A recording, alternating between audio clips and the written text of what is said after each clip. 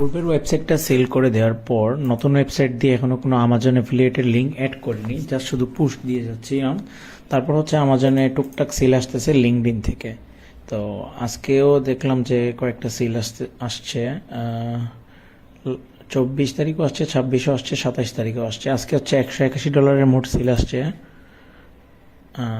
মোট হচ্ছে একটা হচ্ছে কিচেন আইটেম, বাকি তিনটা হচ্ছে আদার্স আইটেম। একটা ডিরেক্ট লিঙ্ক থেকে আসছে, বাকিগুলো হচ্ছে লোকের লিঙ্কে ক্লিক করেছিল, পরবর্তীতে 24 ঘন্টার মধ্যে পারচেস করেছে। তো দেখি প্রোডাক্টটা দেখেন। হ্যাঁ, এটা এটা নিয়ে আমার একটা আর্টিকেল আছে লিঙ্কডইনে। টোটাল হচ্ছে দেখি আমি এটার আর্টিকেলটা, আপনি এটা লিখেই জাস্ট শুধু ভিএস লিখুন। এই দেখেন, মূলত এটার ভিএস আর্টিকেল যেটা এইটা দেখেন, একদম গুগলের প্রথম পেজের প্রথম পজিশনে আছে। মূলত আমার সেলটা আসছে এখান থেকে। আমি যে কোনো একটা ইয়েতে লিঙ্কডইনে ঢুকে দেখাই, ওইটাতে আমার লিঙ্কডইন অ্যাকাউন্ট নাই, তো এই ব্রাউজারে আসলাম। পোস্টের মধ্যে সবার প্রথমে আমার পোস্টটা, এবং এই পোস্টে হচ্ছে আমি এই যে অ্যাফিলিয়েট লিঙ্কগুলো জায়গায় জায়গায় অ্যাড করে রেখেছি, এবং আমার এই পোস্টটা থেকে মূলত সেলটা এসেছে। এবং টোটাল হচ্ছে $129। $129 মোট আমি এটা, যেহেতু কিচেন আইটেম, মূলত 4% কমিশন পাবো।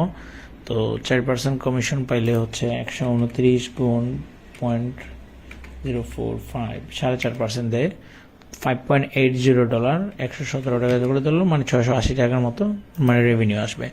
আমার ওয়েবসাইটটা সেল করার পর নতুন যে সাইটটা বানাচ্ছি, সেটাতে এখনো হচ্ছে লিঙ্কডইনের কোনো কিছু আমাজনের কোনো কিছু অ্যাড করিনি। অ্যাডসেন্সটা অ্যাপ্রুভাল পাওয়ার পর অ্যাড করব।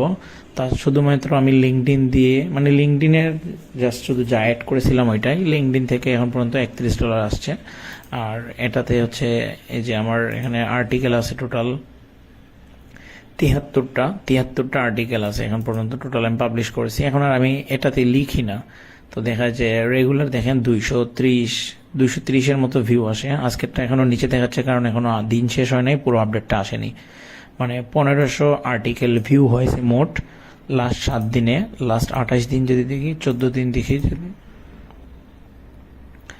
লাস্ট 14 দিনে টোটাল হচ্ছে 2600টা আর্টিকেল ভিউ হয়েছে। লাস্ট 90 দিনে যদি দেখি আমি, 11,000 মোট আর্টিকেল ভিউ হয়েছে। এবং দেখেন আপ অ্যান্ড ডাউন আছে, 276 পর্যন্ত উঠছিল, আবার ডাউন ছিল, আবার এখন আপ হচ্ছে।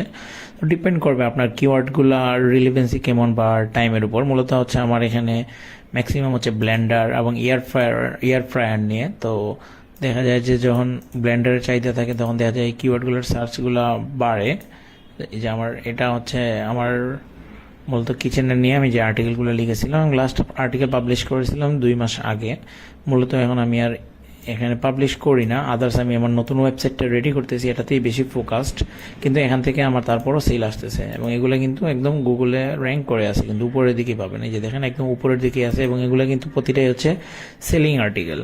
তো আমি আমার আগের ভিডিওগুলোতে দেখিয়েছিলাম যে কিভাবে আমি এই আর্টিকেলগুলো পাবলিশ করি, কিভাবে একদম আর্টিকেল লিখা থেকে শুরু করে A to Z কিভাবে ছবি বানাই। তো ইন ডিটেলস আপনি দেখতে পারেন যে আমার পূর্বের ভিডিওগুলো থেকে, এবং আমি এটা লিঙ্কটাও কমেন্টে দিয়ে দিব।